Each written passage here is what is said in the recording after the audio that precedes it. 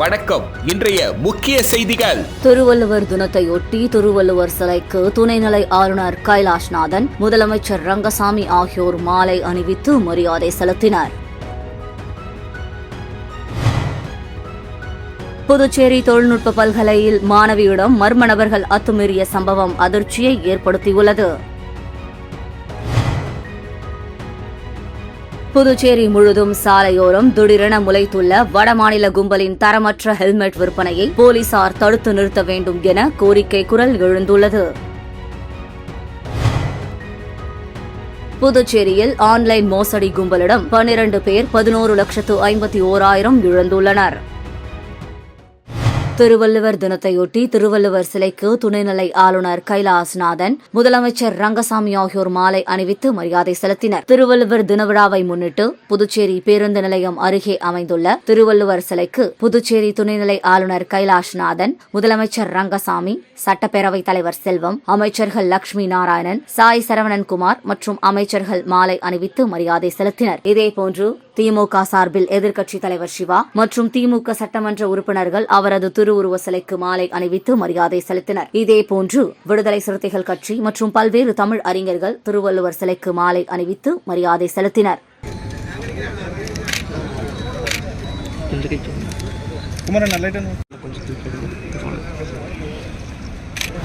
புதுச்சேரி தொழில்நுட்ப பல்கலையில் மாணவியிடம் மர்ம நபர்கள் அத்துமீறிய சம்பவம் அதிர்ச்சியை ஏற்படுத்தியுள்ளது. புதுச்சேரி தொழில்நுட்ப பல்கலையில் கடந்த 11ஆம் தேதி மாலை 5 மணிக்கு அத்துமீறி நுழைந்த 4 நபர்கள் அங்கு நண்பருடன் பேசிக் கொண்டிருந்த 1ஆம் ஆண்டு மாணவியிடம் தகராறு செய்துள்ளனர். பின்னர் பாலியல் தொல்லை தர முயன்றுள்ளதாக கூறப்படுகிறது. அதன் பிறகு பாதிக்கப்பட்ட மாணவி முதலுதவிக்காக பல்கலை நிர்வாக நபருடன் சென்று கதிர்காமம் இந்திரா காந்தி அரசு மருத்துவமனையில் முதலுதவி பெற்று பல்கலைக்கு திரும்பியுள்ளார். அந்த மாணவி வெளிமாநிலத்தை சேர்ந்தவர் என்பதால் போலீசில் புகார் அளிக்க பயந்து பல்கலை நிர்வாகத்திடம் புகார் அளித்துள்ளார். பல்கலை நிர்வாகம் அளித்த புகாரின் பேரில் காலாப்பட்டு போலீசார் விசாரணை மேற்கொண்டு வருகின்றனர். இதனிடையே இச்சம்பவத்தை பல்கலைக்கழக நிர்வாகம் மூடி மறைப்பதாகவும், இந்த சம்பவம் குறித்து பெண் IPS தலைமையில் சிறப்பு குழு அமைத்து விசாரணை நடத்த வேண்டும் என மாணவ அமைப்புகள் வலியுறுத்தியுள்ளனர்.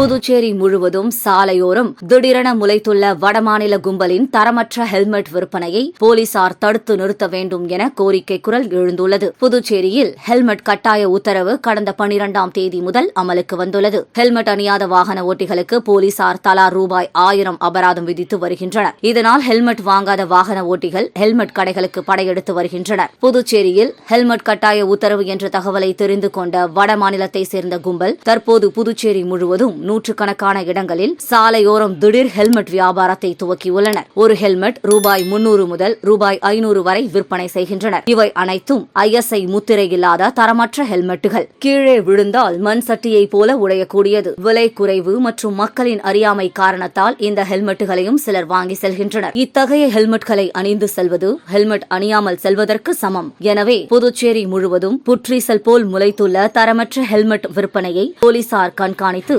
தரமான ISI முத்திரையுடன் கூடிய ஹெல்மெட் மட்டுமே விற்பனை செய்ய நடவடிக்கை எடுக்க வேண்டும் என கோரிக்கை குரல் எழுந்துள்ளது.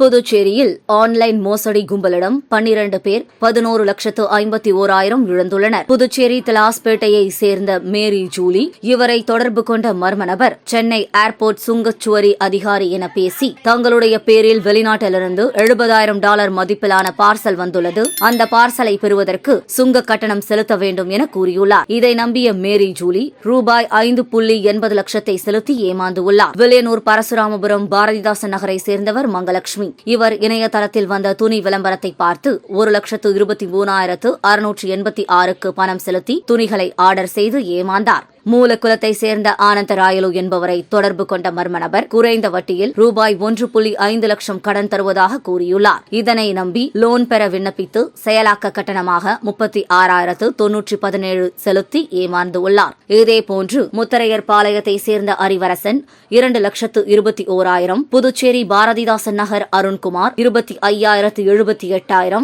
ரெட்டியார்பாளையம் அருண் பிரசாத் 25,000, தவலக்குப்பத்தை சேர்ந்த சுரேஷ் 18,558, பாக்கியராஜ் 14,000, புதுச்சேரி அஸ்வதி 90,000, காரைக்கால் கோட்டுச்சேரி மணிகண்டன் 10,000, கருவடிக்குப்பம் ராமலிங்கம் 1,050, சாமிப்பிள்ளை தோட்டம் ஸ்ரீதரன் 6,000 என மொத்தம் 12 பேர் மோசடி கும்பலிடம் 11,51,289 இழந்துள்ளனர். இதுகுறித்து புகார்களின் பேரில் சைபர் கிரைம் போலீசார் வழக்கு பதிந்து விசாரித்து வருகின்றனர்.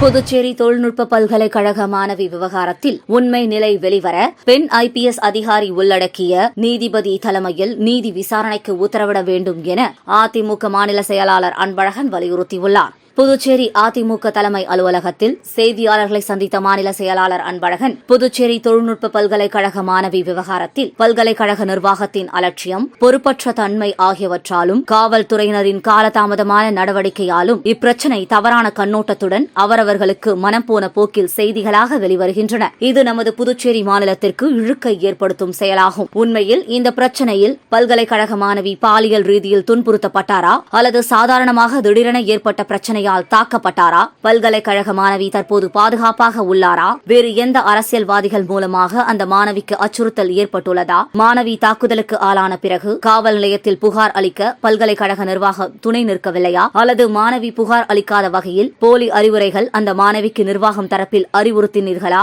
உள்ளிட்ட பல்வேறு விஷயங்கள் குறித்து ஒரு பெண் IPS அதிகாரி உள்ளடக்கிய ஒரு நீதிபதி தலைமையில் நீதி விசாரணைக்கு உத்தரவிட வேண்டும் என்றார். அந்த பல்கலைக்கழக மாணவி தனக்கு அடிபட்டு மருத்துவமனைக்கு போனாங்க இல்லைங்களா, அவங்க தனக்கு ஏன் அடிபட்டதுன்னு சொல்லியிருப்பாங்க இல்லையா? அதன் பேர்ல என்ன நடவடிக்கை எடுத்தீங்க நீங்க? அதன் பேர்ல ஏதாவது புகார் பெறப்பட்டதா? அந்த புகாரினுடைய அடிப்படையில இப்ப யாராவது கைது செய்யப்படுறாங்களா? அதுக்குரிய செக்ஷன்ல நீங்க வழக்கு போட்டுக்கிறீங்களா? அதுதான் எங்களுடைய கேள்வி. காலத்தோடு உண்மை நிலையை சொல்ல முன் வராவிட்டாலும் ஒரு சில பிரச்சனையை தேவையில்லாம மூடி மறைக்கிறதாலையும் அந்த பிரச்சனையுடைய தாக்கம் தேவையற்ற முறையில பூதாகாரமா ஆக்கப்படுகிறது.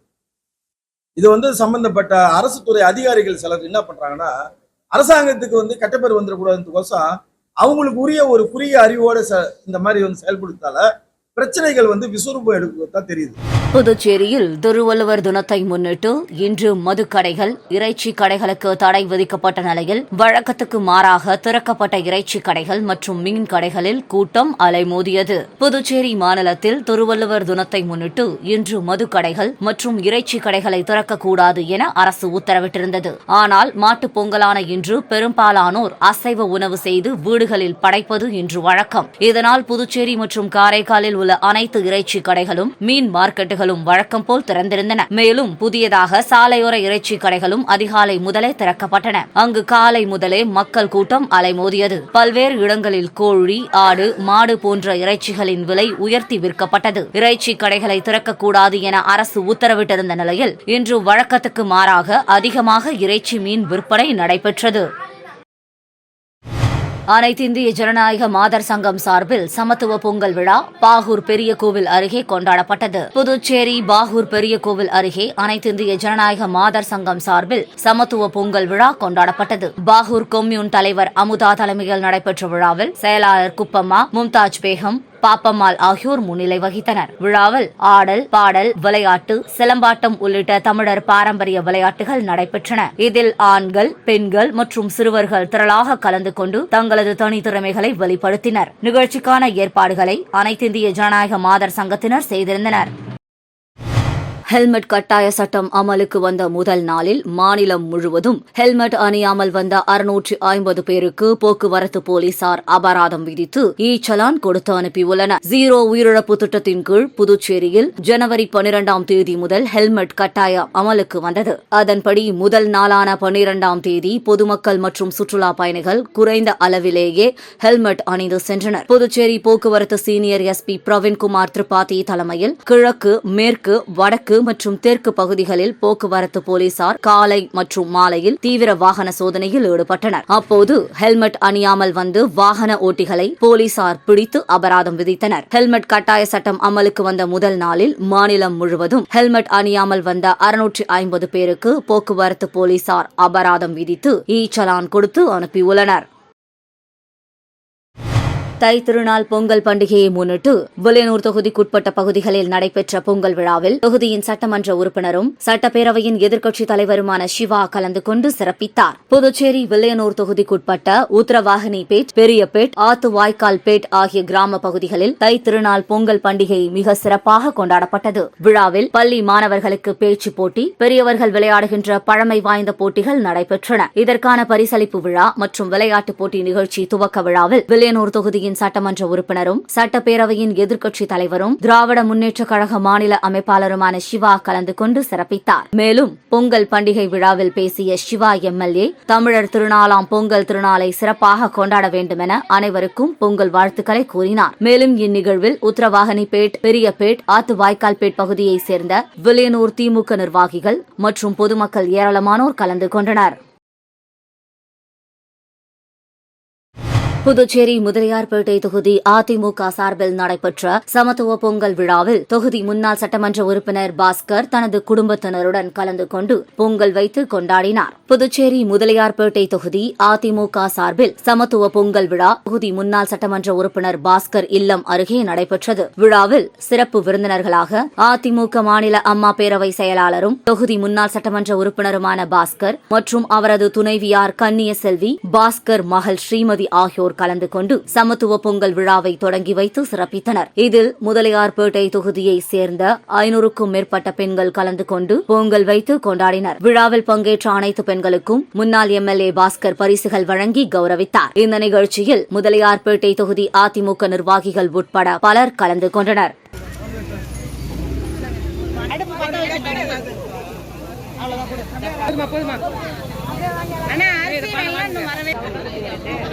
பச்சை பையனை வாங்கி அந்த நல்லா இருக்குது வெள்ளம் வச்சு 1 மணி நேரமே கேட்குறேன்.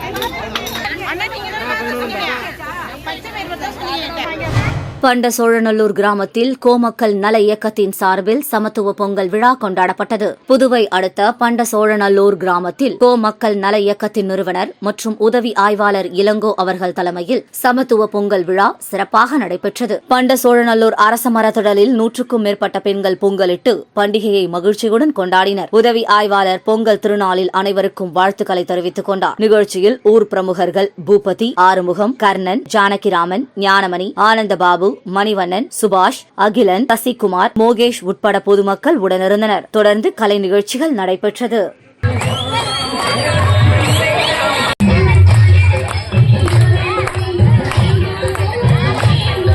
குருமாம்பேட் ராகவேந்திரா நகர் பகுதியில் அமைந்திருக்கும் அருள்மிகு ஸ்ரீ லலிதா திரிபுர சுந்தரி பீடத்தில் 48வது நாள் மண்டல பூஜை நிறைவு விழா நடைபெற்றது. புதுவை மாநிலம் குருமாம்பேட் ஸ்ரீ ராகவேந்திரா நகர் பகுதியில் அமைந்திருக்கும் அருள்மிகு ஸ்ரீ லலிதா திரிபுர சுந்தரி பீடம் ஆலயத்தில் கடந்த மாதம் கும்பாபிஷேக விழா விமர்சையாக நடைபெற்றது. அதனைத் தொடர்ந்து ஒவ்வொரு நாளும் சுவாமிக்கு மண்டல பூஜை விழா வெகு சிறப்பாக நடைபெற்று வந்தது. இந்நிலையில் நேற்று 48வது நாள் மண்டல பூஜை நிறைவு விழா நடைபெற்றது. இதில் சுவாமிக்கு பால், தயிர், இளநீர், சந்தனம், விபூதி, குங்குமம், மஞ்சள், பஞ்சாமிர்தம், அபிஷேகத்தூள், பழங்கள், தேன் உள்ளிட்ட பல்வேறு வாசனை திரவியங்களால் அபிஷேகம் செய்யப்பட்டது. இதனைத் தொடர்ந்து சுவாமிக்கு மகா தீப ஆராதனை காண்பிக்கப்பட்டது. இந்த நிகழ்ச்சியில் திரளான பக்தர்கள் கலந்து கொண்டு சுவாமி தரிசனம் செய்தனர்.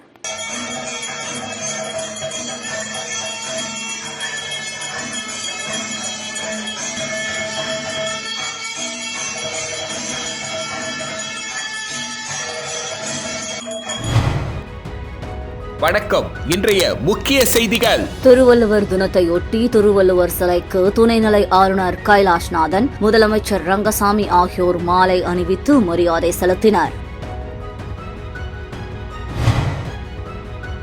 புதுச்சேரி தொழில்நுட்ப பல்கலையில் மாணவியிடம் மர்ம நபர்கள் அத்துமீறிய சம்பவம் அதிர்ச்சியை ஏற்படுத்தியுள்ளது.